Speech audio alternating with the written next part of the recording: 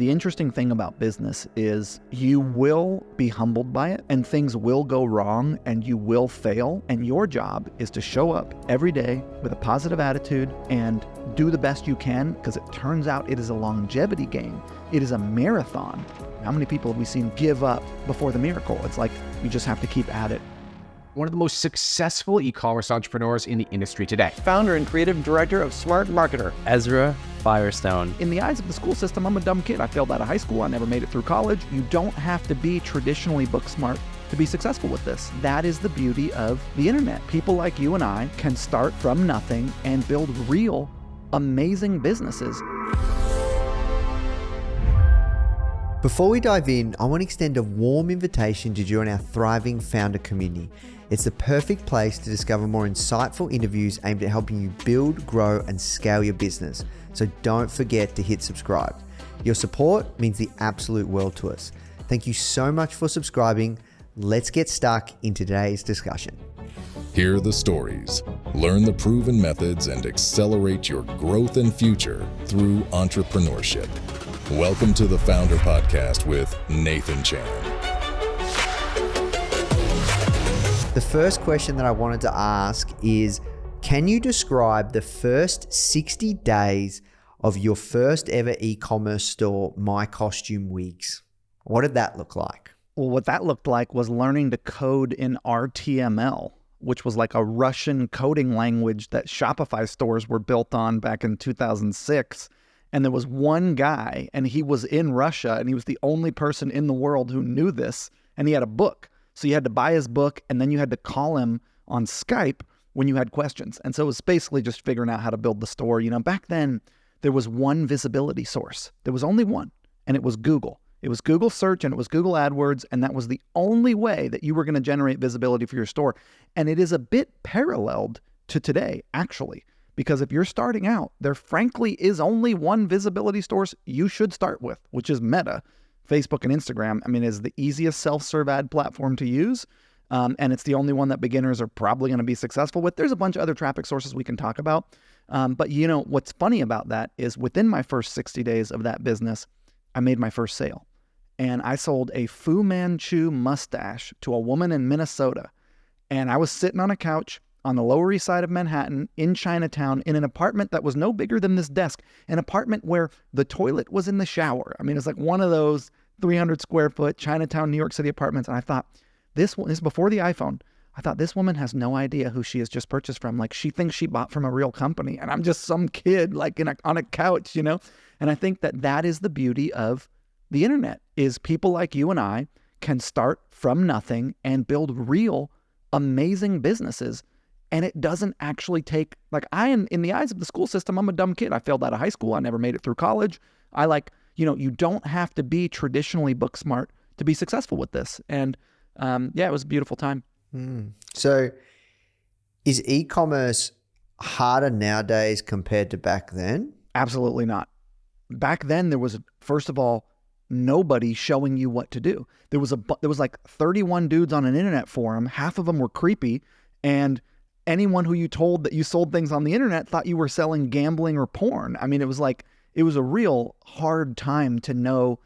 It was a real hard time to not get swindled. Everyone wanted your money for something. You didn't know if anything was legit. You were working with outsourcers. Today, you have people like Founder. I mean, these folks who are watching this have found you. And if they've found you, they're so much more likely to be successful because they're hanging out with a community of people who are all moving in the direction of their goals with a positive attitude, supporting one another. We have technology platforms like Shopify. We have education platforms like Founder. We have so many we have places to source product. I mean, back in the day, there was no China. There was no drop shipping. There was no, third-party manufacturers. I mean, it was so difficult to put in. Hey, maybe it was a little cheaper and traffic was a little easier and people know what they were doing, but it was a lot easier to lose all your money than it is today. Today, it's easier to make smart, calculated decisions with your money and know that you're putting one foot in front of the other and not moving in the wrong direction. And back in the day, countless times you were swindled or you walked 10 miles in the wrong direction. You had to walk all the way back. It was more difficult to know if what you were doing was correct. And that's not the case today. So you always say when you're starting an e-commerce business, you should start with a strong e-commerce marketing funnel. Can you talk us through what you mean by that and the steps? Yes. So essentially when it, again, I'm not the smartest guy in the room. I never have been. I'm not the highest educated person. So for me, I need simplicity. And the only, if I can do this, anyone can do this, right? Like I manage a team of 180 people. My business has generated over $70 million in revenue last year, and I am just some guy. And so I keep things really simple. Here's what you need in e-commerce. Number one, you need a great promise. Everybody tells you that the best product wins in the marketplace. That is not true. The best promise wins in the marketplace. And the product has to live up to the promise that you made, right? And so how do you make a great promise? Well, today, the way your promise starts is with an advertisement or with a piece of content. You need one very compelling video. So you need only a couple assets, right, to make a sale. The first is you got to be able to get someone's attention and let them know that you exist. And in traditional times, you do that with a video. It could be a customer testimonial. It could be a paid creator who you paid to make a video about your product. It could be you and your cousin talking about it. It could be a sales video you make, but you need a video asset. And ideally, you've got a couple of these, but you really only need one good one. I spent $17 million of my own money on advertising my own brands last year, and I have one video that was made in 2016 that was my best video. So one good asset can carry you a long way. So you need one really good sales video. Second, you need a great landing page, which is ultimately once you've captured someone's attention, they're on social media, they're hanging out with their friends, they're looking at pictures, they're being inspired by people they follow, and you get their attention. Hey, check out my stuff in whatever way you do, usually with a video advertisement. Once you've done that and they've decided to click that ad, then they go to a landing page. And that landing page, most people in e-commerce get this wrong. And they do like a couple pictures and a few bullet points and that's it. It's like, no, you need to do a traditional direct response sales page that is designed to overcome any objections they might have about buying. And that, for me, all my e-commerce product pages, they're essentially long-form sales pages with videos and stories and content and everything. This is the one thing to remember. Everything on that page is designed to communicate one thing, which is what is the ownership benefit of this product? How will my life change? What will I become, have, feel, be perceived as, enjoy if I own this item? So you have to communicate the ownership benefit of your product on that page. If you can do that, if you can have a really good video and a really good landing page, there's some other assets. Hey, we can talk about the images, having your images, like having in-context images where the product is being shown, used in its intended environment. A lot of business owners, they just have their picture on white. It's like, no, you need to show the product being used in its intended environment. You need lifestyle images. So we can get into the specifics of landing page optimization, but essentially, you get someone's attention, you get them off social media, and then you demonstrate the ownership benefit of the product on the landing page, and you get them to say yes to buying from you.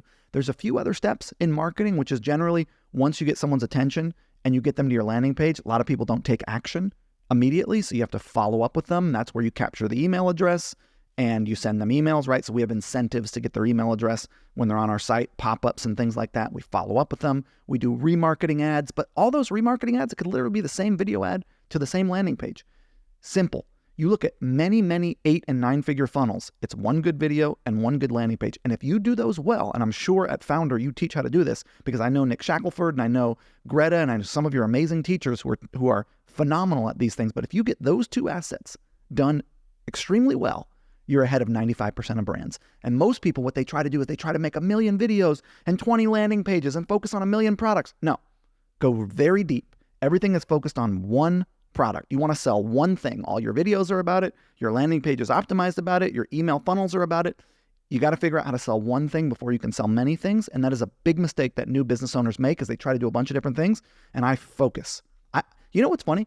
I have a brand that did $40 million in 2023. Okay. There's only one product that people came to me for. Now, once people came to me, I upsold them, I cross-sold them, I got their email address, I built a community, but they're all my advertising, all my ads, my sales funnel, it's all designed to sell one product. And I sold $40 million in that company. So you can be simple, you can go deep, and it's better. I love that.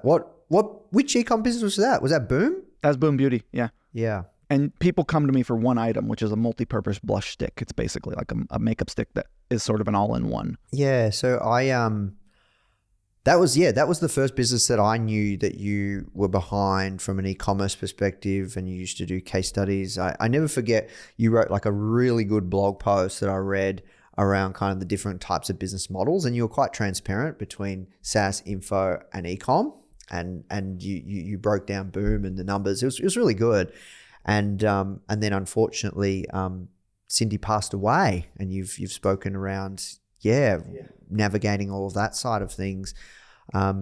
I'm curious just around Boom and just the idea of selling one product, because I think that's a really, really good takeaway for people. How do you know when to start the next product? Like at what point in time should you have your second hero product, or even have a kind of complementary product? So my viewpoint is that ideally from the jump, you have two items. One item that you're focusing on selling and doing all your marketing around, and another item that you're using as an upsell or cross-sell, on the product page, in the shopping cart, post-purchase, one-click upsell. My application does post-purchase and pre-purchase upsells. But a basket building item is a very important initial thing to start your business with, because it'll increase your average order value. And if you do any kind of good marketing, you probably get a 20% take rate on that basket builder if it is relevant. So I kind of like to start with the cross-sell item already built in. And then, a good brand that, okay, I have a team. I work really hard, and I'm only able to launch like maximum 4 products a year, 1 product every 3 months, because you got to get componentry, and you're doing formulations, and you're going back and forth. It takes us about a year to get a product out. And so, ideally, as you're building your business, you are also in the background doing product development, surveying the market, seeing what other people are buying, and trying to develop products simultaneously while you're marketing your first one. Because the more products you have, the better merchandising you can do. And what's interesting about e-commerce today is merchandising matters more than ever. Merchandising is how you bundle, how you kit, how you discount, buy one, get one, get a free gift with order, buy this, get this other one half off, live shopping discount, these 2 products together and you get a discount. And the more merchandising you can do, the more successful you're going to be. And the more products you have, the more merchandising you're able to do. So while I'm very focused still to this day on only selling one item with front-end marketing, I'm always doing product development in the background. For new business owners, they do not have the capacity generally to do good product development while they're building out their sales process. So it's like, start with your 2 items, focus only on marketing and getting those selling for the first year. Then, okay, once you've got some sales and you're kind of up and running, you can now start doing some product development. Yeah, love it. There was a guy, I'm sure you would know him. He was old school kind of marketer back in the day, Eben Pagan. And I love that guy. He talked about kind of something that early stage founders should think about is they should be spending 80% of their time on product and marketing in the early stages. Do you agree, disagree? 90%? Do you think that's about right? Yeah, I mean, I think look, there's 3 big things when it comes to business, okay? You have marketing, which is essentially the same for every business. It's the same level of difficulty. You got to get someone's attention. You got to get them to say yes to what you have to offer. And then you've got to navigate them through, pre-arrival, before the product comes, getting them excited, delivering on the product so then they get it and they like it, following up, upselling and cross-selling, right? That's like marketing, keeping them engaged. Okay. 2, you got to make a good product. And you are never done making your product better. You're listening to feedback, you're iterating, you're making it better, you're changing componentry, you're making it more sustainable. So you got marketing, you got product. In e-commerce, frankly, product is the easy part, right? It's like I sell tubs of goop. As I scale, it's like more tubs, more goop, labels. It's wonderful goop. It's handmade goop. It's amazing. But it is, at the end of the day, it is a tub with some goop in it and a label. It's like not that complex at scale, right? So, but then the third part of this, okay? The third part of this is support. And actually, for all the business models that I do, support is the easiest for e-commerce because it's just refunds and questions about the product. But support is also analogous to people and systems and processes and operations and KPIs and monitoring. And I think if you only focus on marketing and product, yes, you have to do that well, especially when you're starting. I would agree 80% of your energy is on that, 90%, because otherwise you don't have a business. But as soon as you are selling, you must focus on the people, the systems, the processes, the KPIs that you're monitoring, how you run the business, or it's all just going to go up in flames because you're going to, basically marketing is going to break the business. You're going to sell more. You're not going to be able to answer support tickets. Nobody's going to know what they're doing. You're not going to have repeatable processes. So I think essentially it should be 33, 33, 33 eventually. But starting, yeah, I would agree with that. And when it comes to channels, where do you see getting your best bang for your buck for early stage founders when it comes to e-com? I mean, Amazon, but you don't want to be on Amazon because it's like Amazon happens to have 55 cents out of every dollar spent in America. So the buyers are there, people are spending money there, and it's the easiest place to get a sale. But it has so many downsides. You don't own the customer. Competitors attack you and negatively review you and take you down. Amazon's bureaucracy is a nightmare. People are ripping you off left, right, and center, including Amazon. They know who your suppliers are. They're backdooring you, going to your suppliers as soon as you're making sales. It's a nightmare. You still have to play there, right? But if you are playing there without your own brand and without your own marketing, you are in very dangerous territory. So where is the best platform to generate visibility in 2024? It's Meta. It's Facebook and Instagram. It just is, and it will be that way for the next 5 years until TikTok matures. Google is great for brands that have 100 plus SKUs. If you've got 100 products, great. Long tail search, you can do a lot of stuff with Google if you have a big product catalog. If you have a small product catalog, Google becomes a lot harder. YouTube is still not a top of funnel acquisition, channel, really. And so you got to focus on Facebook and Instagram. And what that also means is creator and influencer marketing, which I think you guys also teach, which is basically part of being successful on Facebook is getting paid creators and your family and your customers to make content on your behalf. If you're not doing that, those two things go hand in hand. You won't be successful. You need that. You're not going to do it without it. So it's like you kind of need the influencer creator marketing and you need the Facebook ads.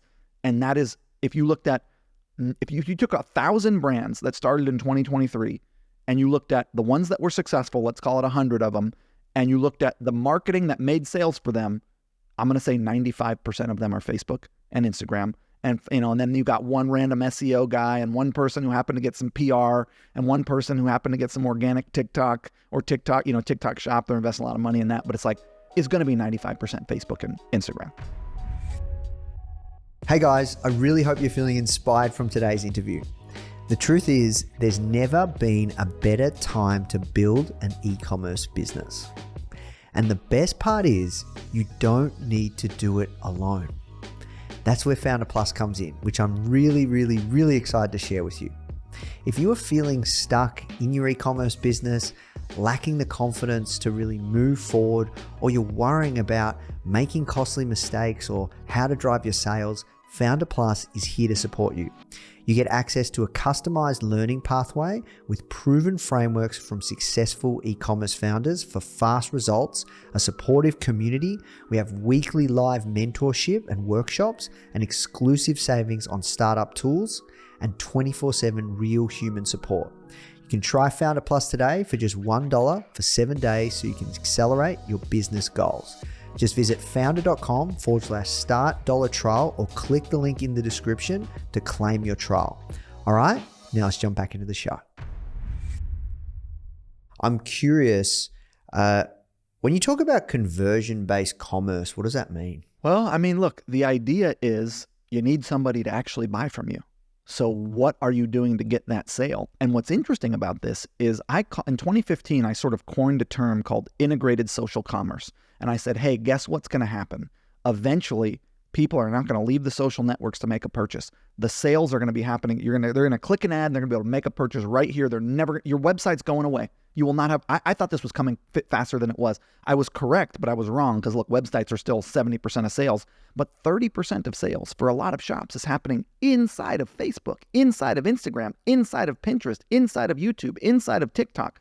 So integrated social commerce has really come where basically, you're able to make a sale in the social network without ever leaving. So what does conversion-based commerce means? It means everything that you are doing is designed to generate a sale. And a lot of people are afraid to sell. But it's like, look, if you believe in your product, and if people would not be hanging out with you if they didn't have integrity, if they weren't making something to the best of their ability. It doesn't mean it's the best product out there, but it's the best you can make currently. And if you don't focus and try to do everything you can to sell that product, you're not going to have money to reinvest to make better products or to take care of yourself and your family and your community, to take care of your team. So for me, conversion-focused commerce is focusing on at every step of the sales cycle, from the initial impression of the ad to once they read the ad copy, to when they click either to the social shop or to my website, to when they're actually on the product page, the upsells and cross sells. It's all designed. How do I get the next action that is going to lead towards a sale. So on Facebook, it's like, get them to click.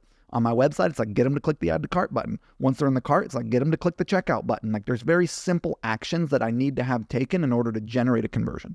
And I'm focused on whatever that next action is, wherever I am in the sales process. And have you been exploring much with TikTok Shop? Yeah, I'm playing around with it. And I think, hey, it's good for certain brands. It's not good for others. I think it is an emerging visibility source that is going to become very important, especially over the next 5 to 10 years. I think currently the TikTok user base is a little young. And so as they come into more money, right now the millennials have taken over from the baby boomers. 7 years ago, the baby boomers were the prime spenders in the economy. Now they're dying off. The millennials, which is my generation, I'm 37, so I'm sort of on the, later end of the millennials. We are now the drivers of the economy. We're the ones who are spending the most money. We are contributing the most to the economy.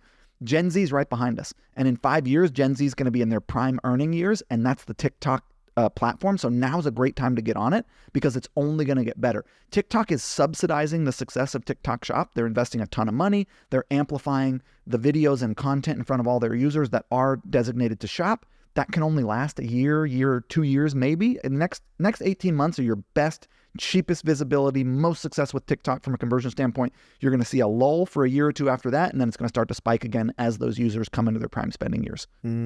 Yeah, I love that. So you're pretty big on like predictions. You've been around the block. You've been in this space for a very, very long time, man. Yeah. No. I like to make predictions. I have been very successful. I will say every year I do like this is what I think's coming. And if you go back and look at them, I've been wrong a lot, but the things I've been right about, I've been very right about. I think that's how it goes with predictions, So like, yeah, I've had some pretty fun ones, but I've also missed the mark.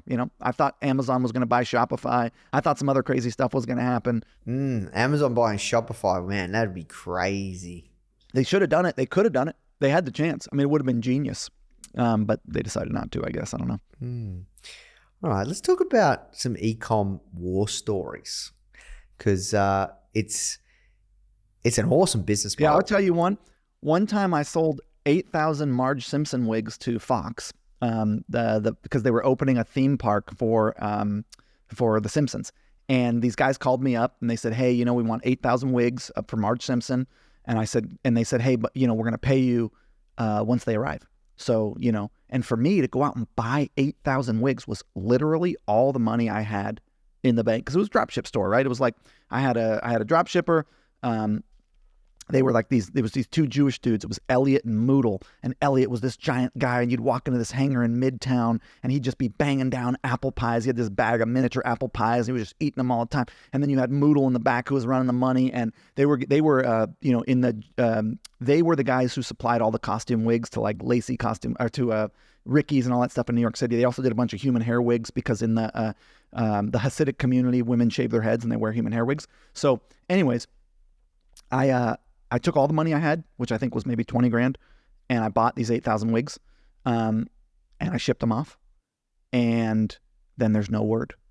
A month goes by. Can't get a hold of these people, no word. 2 months goes by.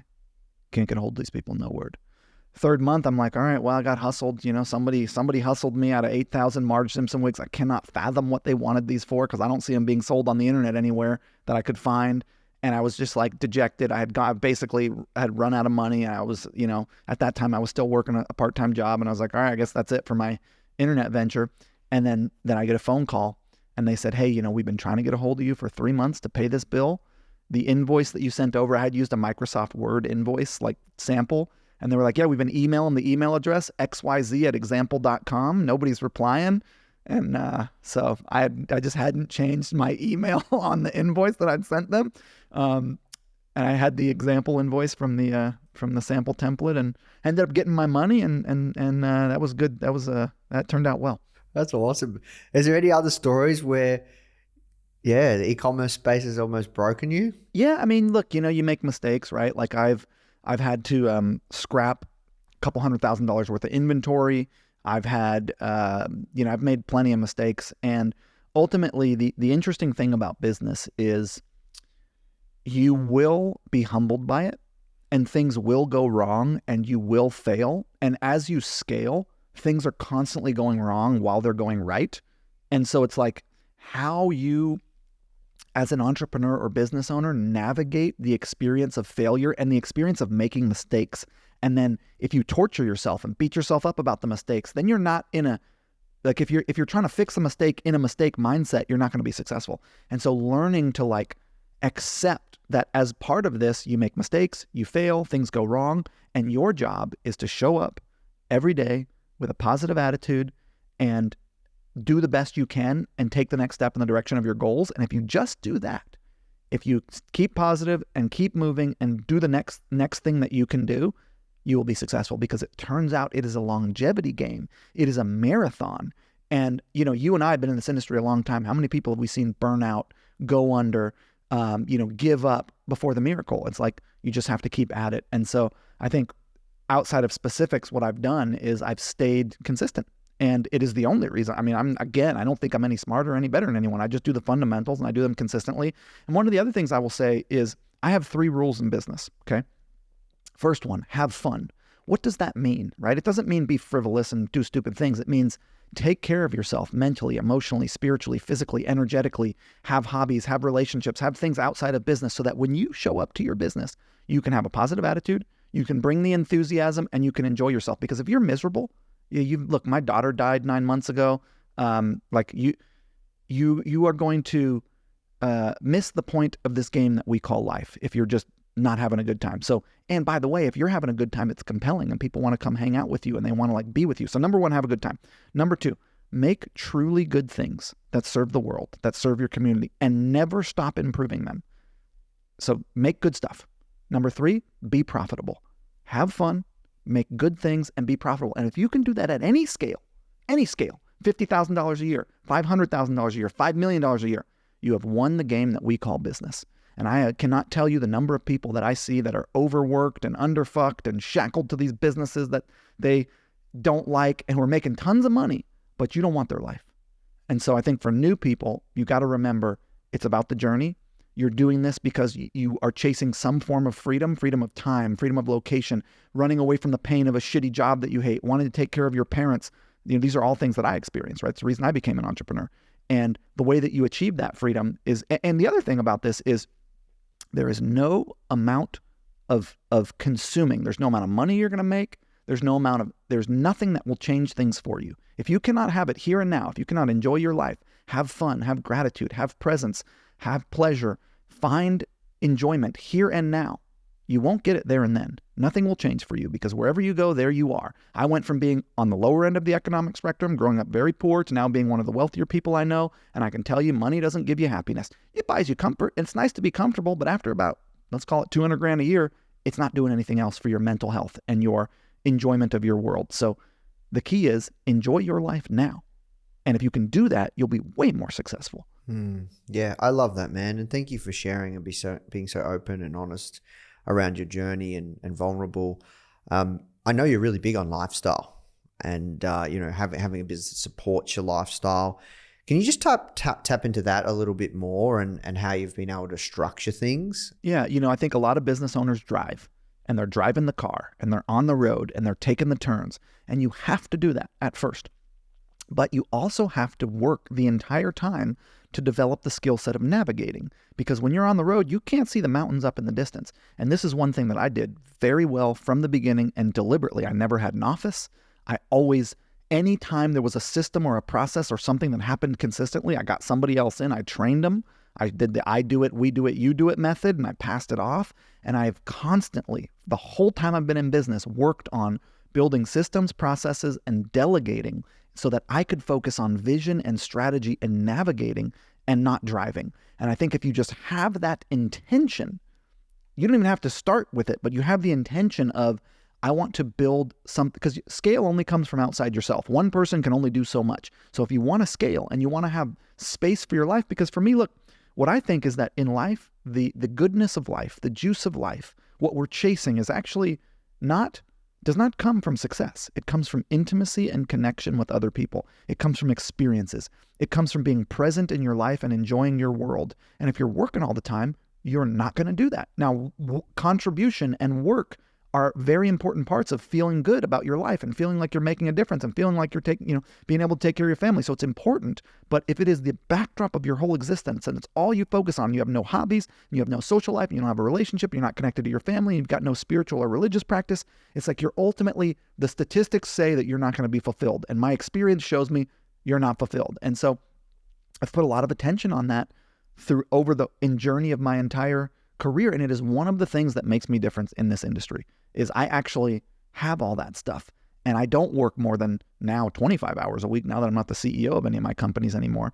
And I've deliberately from the start focused on how am I going to set this up to be in support of my life versus how am I going to I'm just going to do whatever it takes to grow it and I'm not going to worry about it, which is what most people do. They're just so focused on I'm just going to grow it. I'm not going to worry about anything else. And then I'll try to fix it later. It's like, no, start from the beginning with the idea that, there are boundaries around your work life because it's either Murphy's Law or Oliver's Law. Somebody's law says work will fill the time that you give it. And it's so true. It will just fill, and it's on your phone and it's on your computer they did the study and they had moms look at their babies and they had business owners look at their logos and the same part of the brain lights up. It's like you love your business and it's hard to set container around it. And it is the interesting thing about it, very similar to a diet, a workout program, or somebody who's struggling with addiction. It's actually it takes eternal vigilance. It's a daily cycle. You have a new chance every day to reset your relationship to your work life. And so you just, hey, if you fall off the wagon, you get back on, but you have to have the intention to have a balance. And it doesn't mean that you don't have times where you do 16-hour days and you grind and you're doing a product launch. That is part of business. Don't expect to not have that happen. But if that is that is a backdrop, that's your strategy, you burn out. Whereas it's like, I actually have the resources to go ahead and do a 16-hour day or a super crazy grind launch week or a Black Friday, Cyber Monday week because my normal life doesn't run that hard, right? So you want to set yourself up to be able to have those sprints, but most people just do it all the time and then they burn out. Yeah, and I respect that a lot about you and how you think about business. So thank you for sharing.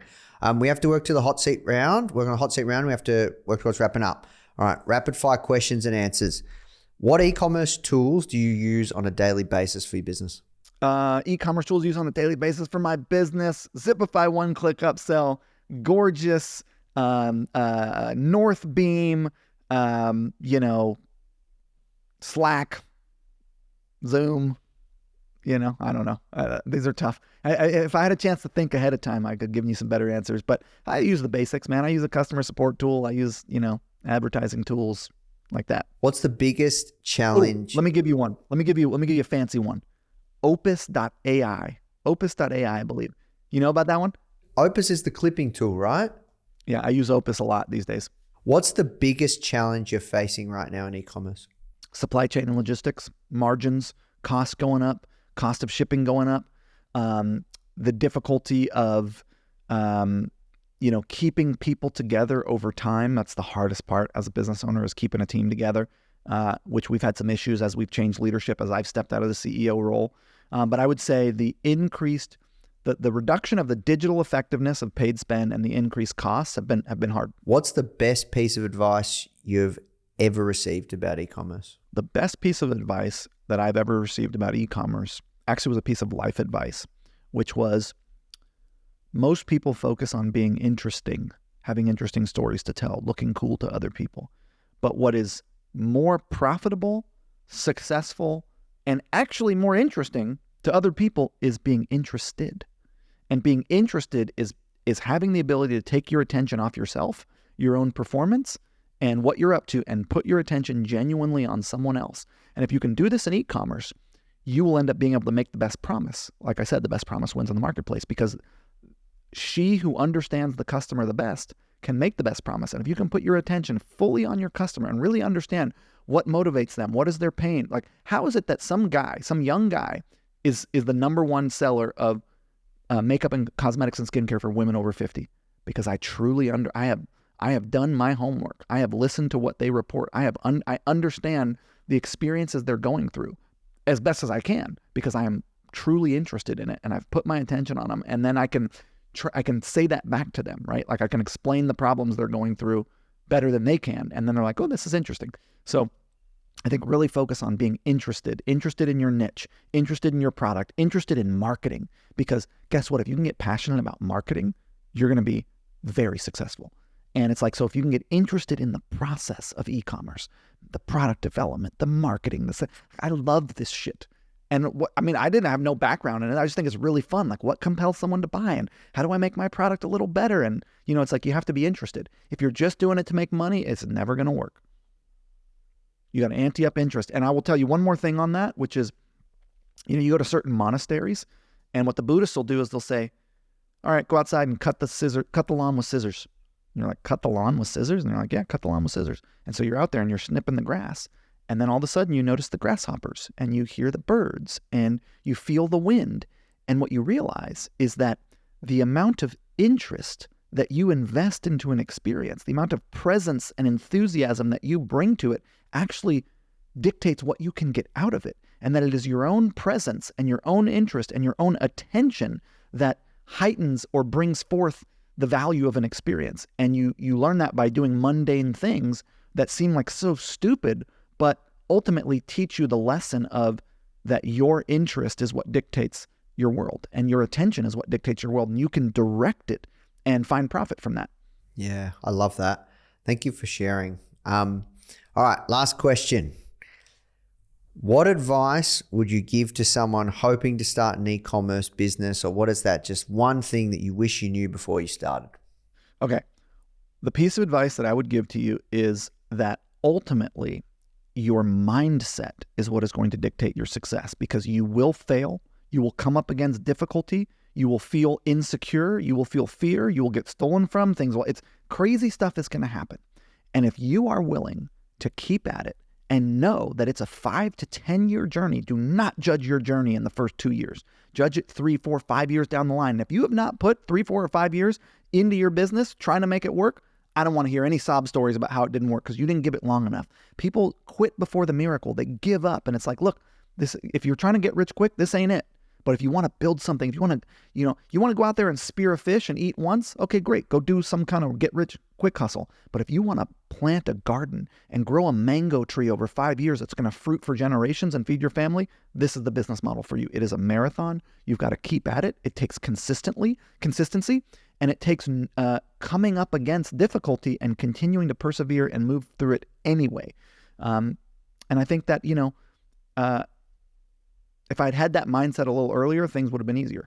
Well, thank you so much, Ezra. That was fantastic. We covered a diverse range of topics around how to drive traffic to your store, how to sell to the customer, how to create a great product, what it looks like on the other side of the journey. You've been in this journey 15 plus years and you've had incredible success. Thank you for all that you do. Thank you for your time. I really appreciate it. My pleasure. Thanks for having me on. I appreciate what you guys are up to. All right. So if you love this episode, make sure to check out my interview with Alex Hormozi on how he scales companies from zero straight to $2 million a month in less than a year. People were like, how have you achieved what you achieved? But like, there's 5 years of my life that disappeared. In fact, I lost all the money, which I talk about in the book. I had all the gyms, I did the turnarounds, and then I had $0 5 years later because of mistakes that I made. But the things that I was gaining was not the money, it was the skills, it was the character traits, and the beliefs.